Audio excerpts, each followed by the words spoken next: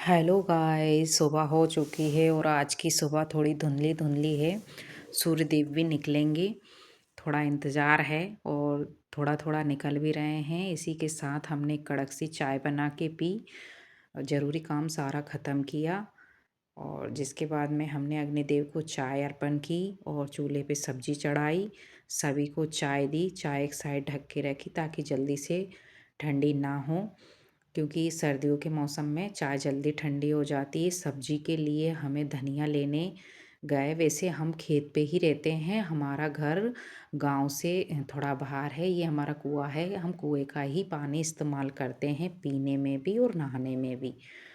और ये है धनिया का खेत, पास में ही है। यहाँ से मुझे सब्जी के लिए धनिया तोड़ना था।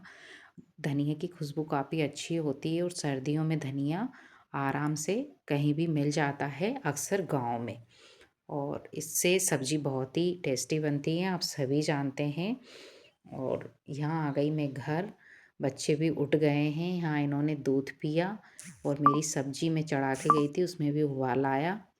जिसके बाद मैंने लंच कंप्लीट करके बच्चों को दिया, बच्चे गए स्कूल और मैं भी जल्दी से फ्री होके निकली ड्यूटी के लिए, क्योंकि आज मेरी ड्यूटी गांव में ही थी। आयुष्मान कार्ड बनाना था और सर का फ़ोन आया कि आज आपको गांव में ही आयुष्मान कार्ड बनाना है। सभी अपने अपने काम में लगे थे। यह है हमारा माध्यमिक स्कूल, जो बच्चे बाहर धूप में बैठ के पढ़ रहे हैं। ये है आंगनवाड़ी केंद्र। आंगनवाड़ी केंद्र में भी आंगनवाड़ी केंद्र के बच्चे हैं और आंगनवाड़ी कार्यकर्ता और सहायिका यहाँ बैठी हैं बच्चों को लेके धूप में।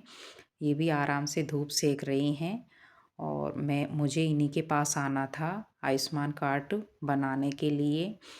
लेकिन ज़्यादा बच्चे नहीं थे और इन लोगों के आयुष्मान कार्ड बन चुके थे, तो हमने एक बच्चा बुलवाया, उसका आयुष्मान कार्ड बनाया और बहुत ही मेहनत के बाद 2 आयुष्मान कार्ड बने। इसके बाद हम घर आ गए, क्योंकि ड्यूटी टाइम ख़त्म हो चुका था और खेती टाइम शुरू हो गया था। क्योंकि हम किसान हैं तो हमें खेती पर भी बराबर ध्यान देना होता है।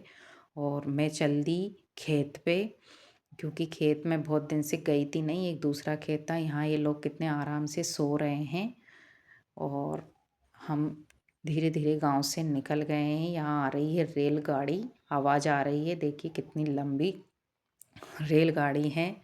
और क्या आपने भी रेल में सफ़र किया है, कैसा लगता है? मैंने कभी रेल में सफ़र नहीं किया है, तो आप कमेंट में ज़रूर बताइएगा।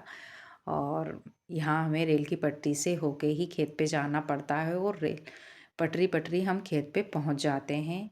यहाँ आ गए खेत पे और खेत में आके देखा तो धनिया कम चारा ज़्यादा है। अब इसका क्या करना है मुझे तो कुछ समझ में नहीं आ रहा है। और पानी जो कुएं में ख़त्म हो चुका है लगभग, अब पानी कैसे फेरना है ये तो पतिदेव ही जाने, क्योंकि ये काम उन्हीं का है।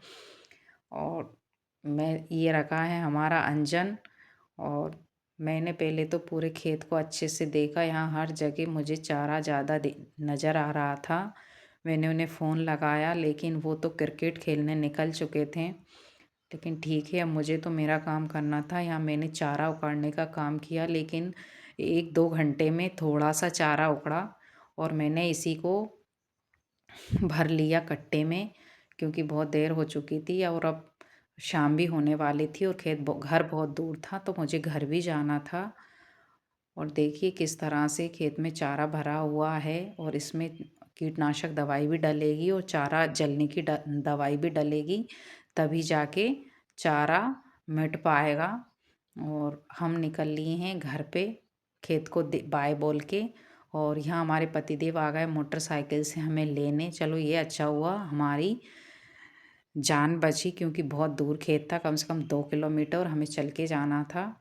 तो ये काम हमारा आसान हुआ। हमने जो चारा उखाड़ा था वो पतिदेव ने लोड किया अपनी बाइक पर, वो चले गए। माय गॉड, मुझे तो बहुत